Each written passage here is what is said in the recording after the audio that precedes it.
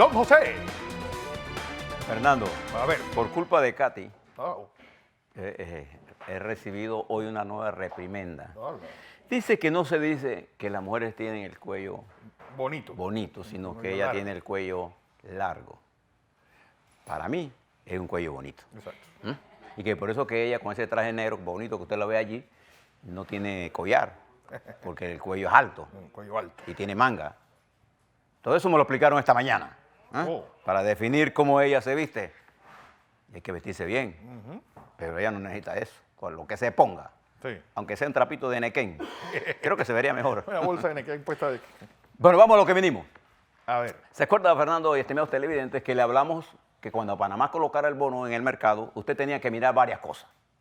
Uno, cuál era la cantidad de gente que era 2.000 millones, qué monto se ofertaba y cuáles eran las tasas de interés. ¿Se acuerda?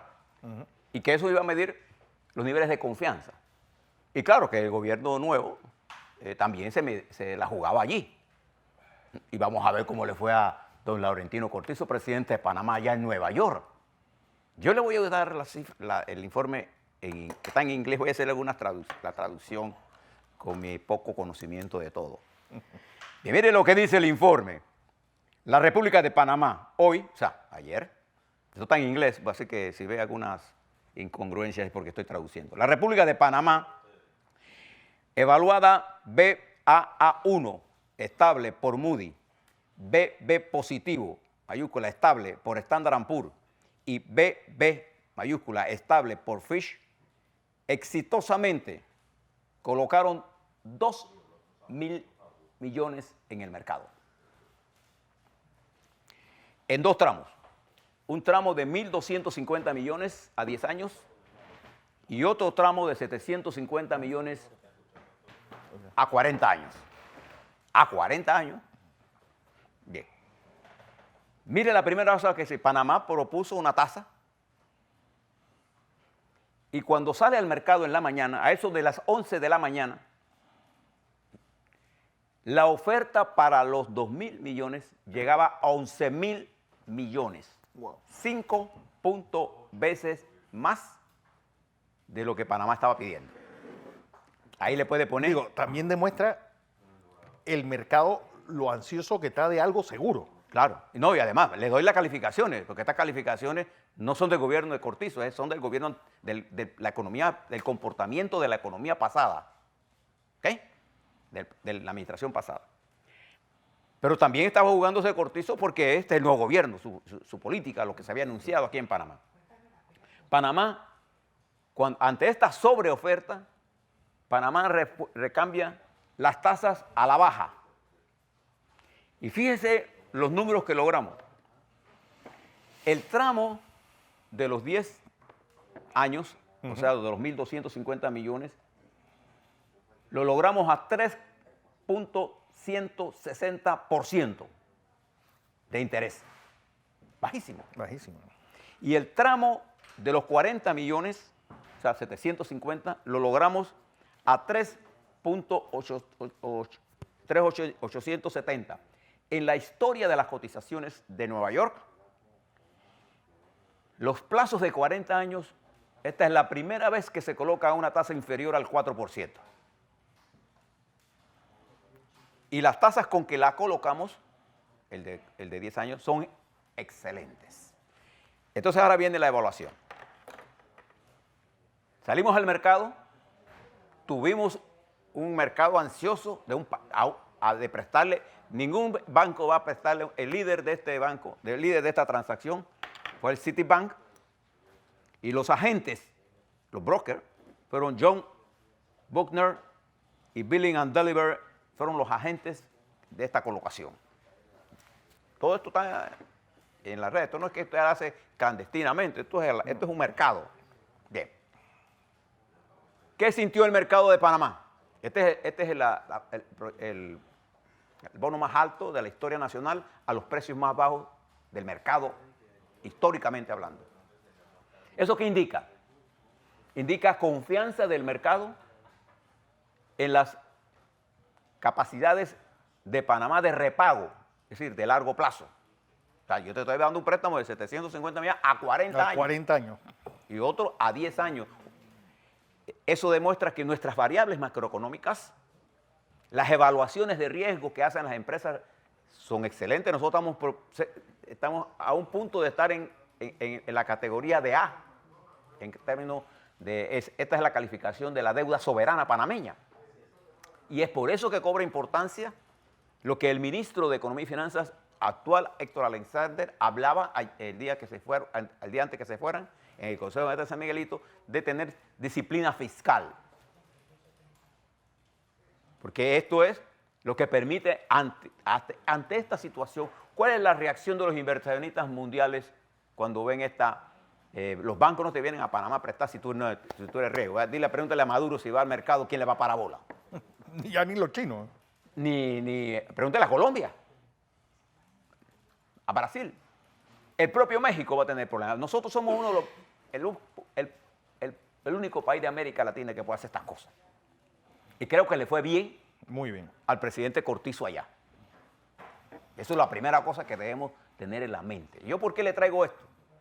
Ahora una esto al análisis estratégico que le hacía hace unos minutos sobre lo que está pasando en el mundo. Entonces nosotros tenemos como panameños una posibilidad real de mejorar la situación global del país.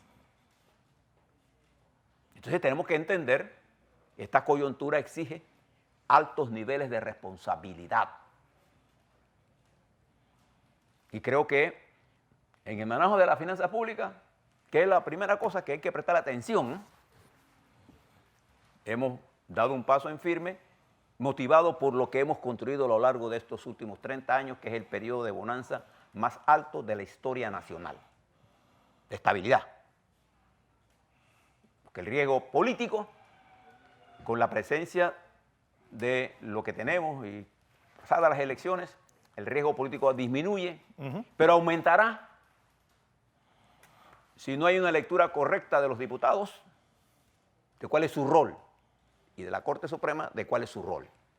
Si nosotros mejoramos la institucionalidad y no nos queda más camino que hacerla y logramos una especie de consenso sobre los temas centrales, nadie detendrá el desarrollo armónico de la República de Panamá.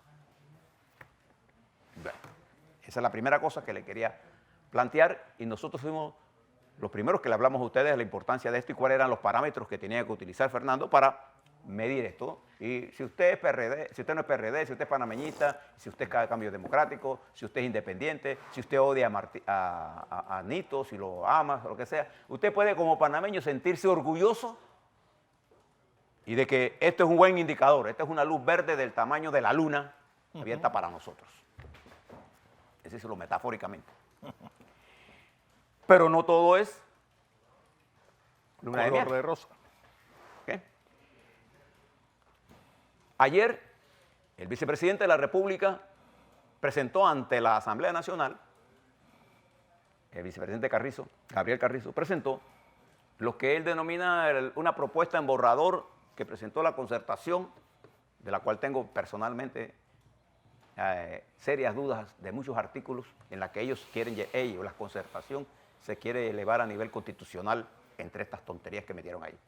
Pero este es un debate que arranca en la Asamblea y él ha puesto en la Asamblea esto y él hablaba, el vicepresidente Carrizo, de la necesidad de reformas profundas. Bien, yo creo que deberán tomarle la palabra y hacer reformas profundas. ¿Cuáles son las reformas profundas que necesitamos?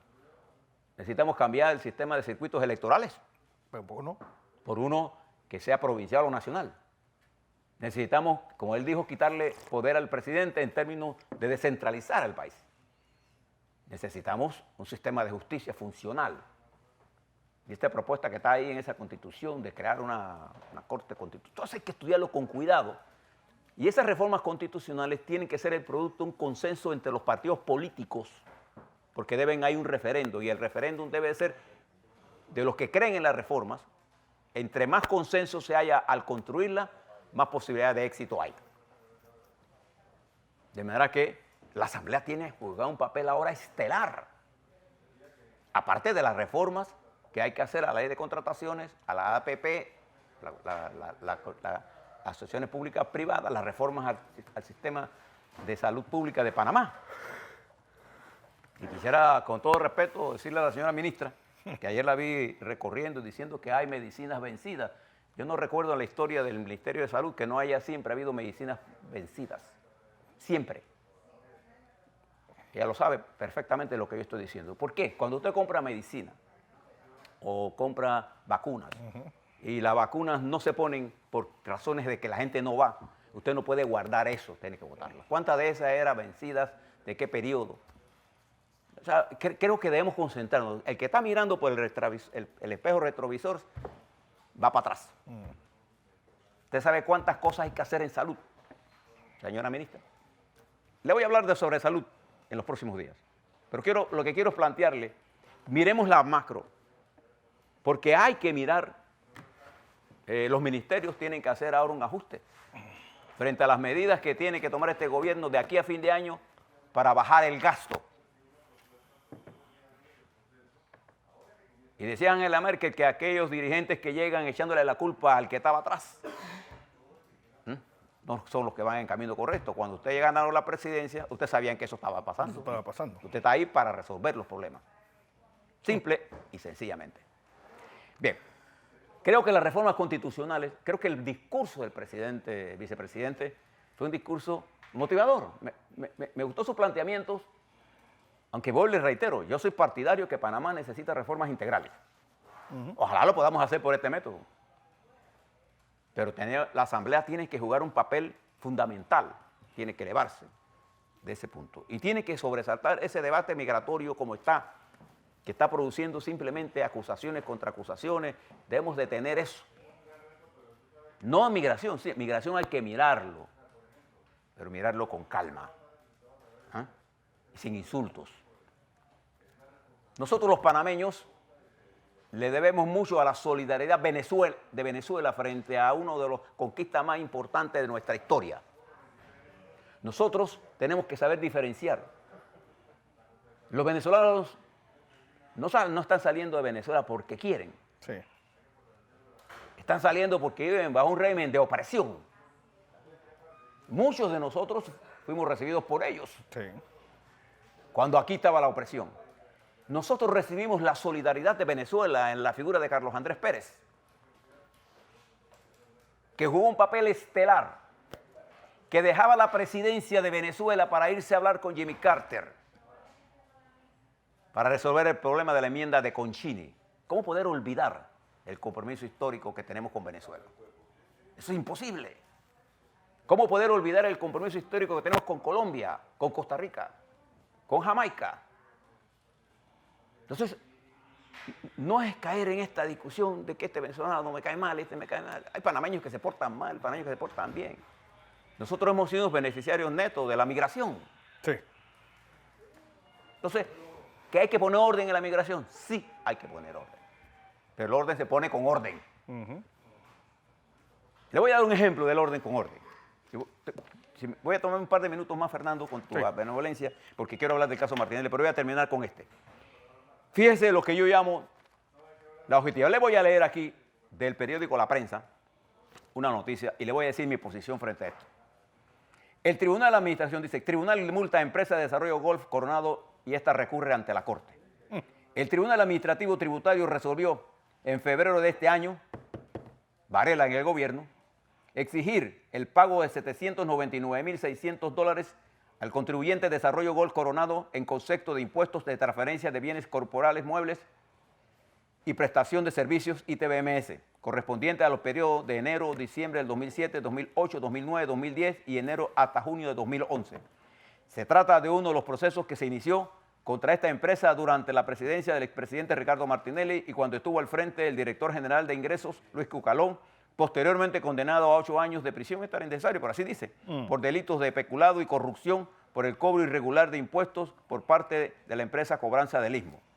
Que no tiene nada que ver con esto, pero bueno. Pero bueno. La investigación se fundamentó en la auditoría ordenada en 2008 contra el desarrollo de Golf Coronado porque supuestamente realizaba actividades grabadas que consolidaba junto con la actividad hotelera para la presentación de la declaración de renta de los periodos 2008, 2009, 2010, beneficiándose fiscalmente de la exoneración que otorga la Ley 8 del 2010, Turismo, a las actividades propias del hotel. Tras la decisión del tribunal con fecha 19 de febrero del 2019, la compañía, cuyo representante legal es Itiel Roberto Eisman, presentó un recurso a la Sala Tercera de la Corte Suprema de Justicia. También se presentó un amparo de garantías, informó el abogado defensor José Javier Rivera. Nosotros, dice Rivera, consideramos que no le asiste la razón a la administración tributaria y por ello hemos ido a la Sala Tercera, dijo Rivera. Este caso está bajo la ponencia del magistrado Luis Ramón Fábrega y habrá que esperar a que se resuelva, añadió Rivera. Bien, le doy mi posición inmediatamente. Ante un litigio de esta naturaleza, el contribuyente tiene el derecho de hacer los reclamos correspondientes. Y yo estoy de acuerdo con el periódico y con la empresa de desarrollo Gol. Hay que esperar a lo que diga la ley. Ellos son inocentes hasta que se concluya el proceso. Sí, como sobre todo ellos. Igual que soy yo, si a mí me acusan de algo, yo soy inocente hasta que yo tengo el deber de presumir la inocencia. Y lo leo porque yo creo que debemos de esperar a que termine el proceso. Lo que yo pido para los demás, no lo puedo pedir para quien pueda pensar diferente a mí. No. Es que los derechos son para todos. Exacto. Dicho eso, voy al caso de Ricardo Martinelli. Ayer culminó la Fiscalía, culminó la presentación de sus testigos abruptamente. Abruptamente. Presentó, según mis cálculos, 40 testigos, de los cuales la mayoría, 30 y tantos, son víctimas, 5 peritos, en 115 sesiones. No presentó casi la mitad. Dijeron que ya, según ellos, el caso está aprobado. De acuerdo al artículo 389 del Código Procesal Penal, ¿y por qué me lo sé de memoria? Porque yo tengo un asesor en todo esto, varios. Y cuando tengo dudas, yo voy al código que me prestó mi amigo Armando Fuentes, que ahora va a desempeñar otras funciones. Y quiero que sepan que si hay alguien que conoce de leyes, y para ser director de la Autoridad de Servicios Públicos, lo primero que usted debe saberse son las leyes que rigen la autoridad regulatoria. Y creo que es una gran designación, sí, porque va a él a manejarse dentro de la ley, que es lo que tienen que hacer todos los funcionarios públicos. El 389 dice que el procedimiento que sigue ahora en este juicio oral sobre este sistema es que los querellantes presenten sus causas, sus testigos y su punto de vista, y después la defensa de Ricardo Martinelli llamará a los testigos y después vendrán los alegatos de cierre. Ese es el procedimiento de acuerdo al 389 del Código Procesal Penal. Pero ¿qué es lo que ha pasado hasta este momento? De atrás para adelante. En las acusaciones correspondientes a peculado, los auditores que fueron, cuya autoría es la pieza estelar para probar el delito, dicen que Ricardo Martinelli no tiene que ver absolutamente nada con eso. No hay en la auditoría ningún elemento que pruebe que Ricardo Martinelli tuvo que ver con la compra. Es más, no, ellos dicen que los aparatos estos llegaron, porque por una parte de software, llegaron a la Policía Nacional y de ahí para adelante no pueden distinguir dónde están. Y no hay en ninguna de los documentos de la auditoría forense con respecto al tema de malversación de fondos peculado que vincule a Ricardo Martinelli con nada. Es decir, ahí no hay ningún caso. Y el testigo ocular, que llegó, ¿se acuerdan? Vestido con una testigo protegido. Y después se la quitó en un acto de heroísmo, o no sé, o de suicidio, sí, no sé. Porque pensó que estaba haciendo el ridículo, tenía calor, no sé, yo la verdad que no sé cuál es la razón. Yo creo que no debe tener ningún miedo de nada. Pero lo que él dijo allí, dejó a la defensiva. Porque acuérdense que el Ministerio Público no comenzó este caso lo comenzó el caballero Harry Díaz. El magistrado Mejía, que el que inventó una audiencia ¿te acuerdas cuando llegó Martinelli? Sí. Y que ayer estaba en la Asamblea Nacional en la presentación de las reformas constitucionales. Imagínate tú. Él fue el que comenzó todo esto, esta ñamería. Y ahí comenzaron a violarse todos los derechos de Ricardo Martinelli. Este es un proceso viciado. Y creo que los fiscales se dieron cuenta que están haciendo el ridículo de un tema que ellos no conocían. Y creo que decidieron acá, vamos a colgar los guantes aquí. Ahora le toca al tribunal de juicio. Fíjense, parto de atrás para adelante, los auditores dicen con claridad que ahí no hay ningún caso. En el caso del espionaje, se demostró que estos cassettes o estos CDs. estos CD o estos documentos que se le presentaban a la gente, a mí me presentaron unos para leer, y lo único que había era mi número de teléfono, fueron preparados en el Consejo de Seguridad. Y ahí estaba. Él tuvo que reconocer, y después dice, yo no sé por qué eso está ahí. ¿Cómo puede un juez, un tribunal de juicio, condenar a alguien con pruebas que están contaminadas? De hecho, yo siempre he dicho, ese proceso no tiene ningún sentido. Y yo me llamaba la atención porque los testigos que llevaba la fiscalía parecían testigos de la defensa. Y yo espero que aparezca el señor Picuiro. López. ¿Cómo es que el primer nombre del? Rolando. Rolando López. Para que le explique al tribunal de juicio qué fue lo que hizo y que le pongan ahí por qué los cassettes, o los CD, no sé qué era lo que era, fueron preparados por él y por qué aparece su nombre en todo eso. Porque hay cantidad de gente que puede anunciar cómo. Usted sabe que cuando usted es detenido, ningún fiscal, ningún funcionario público, de ningún miembro del Consejo de Seguridad, de nadie le puede estar a usted intimidando para que usted acuse a nadie. Eso es ilegal. Pienso que al final, por default,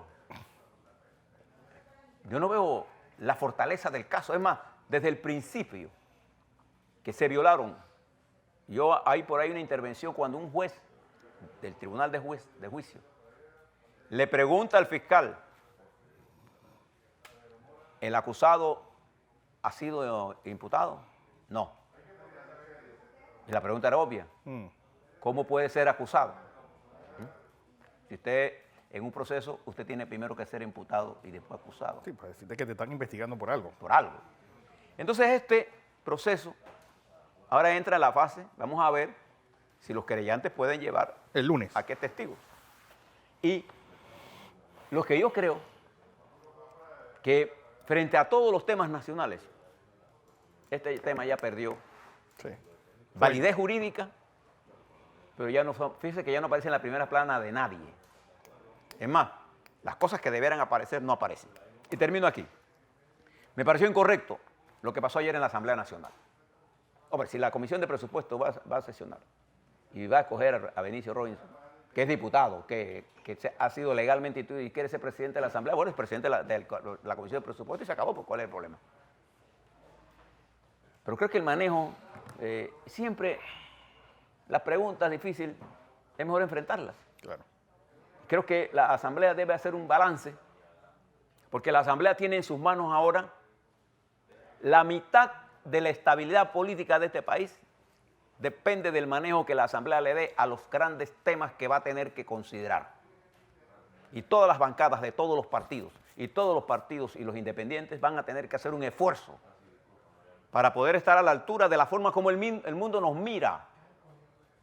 No es cierto que este país está destruido. No es cierto. Este es un país con gran futuro. Lo que necesita es que los dirigentes alcen la mirada. En vez de estar mirando por el retrovisor, miren hacia el frente.